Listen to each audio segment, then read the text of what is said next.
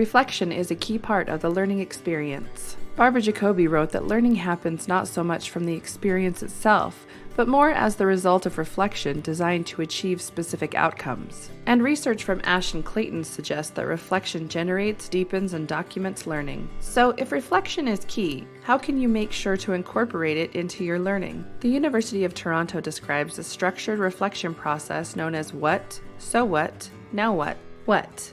Identify a meaningful occurrence during the experiential learning opportunity. So what? Consider why this event stands out. Now what? Contemplate what was learned from the incident and how one can make changes moving forward.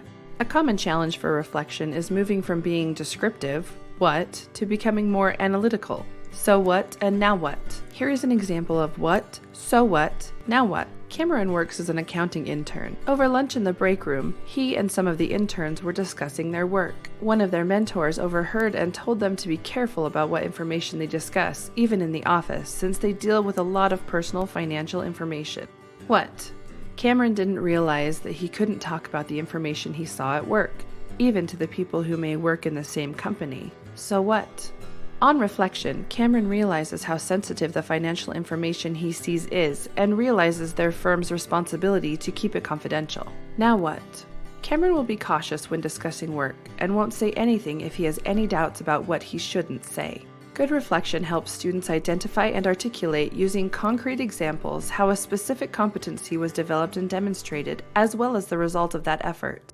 Students can use reflection to articulate how that competency is related to their particular field of study. Reflection also helps students develop accomplishment statements which capture both the competencies developed and the impact, qualitative and quantitative, those competencies have on the work being done. A simple formula suggested by the University of Toronto for accomplishment statements is action verb plus task project plus result impact. Consider this example. Action verb. Stephen works at the local food bank and organized the holiday food drive last November.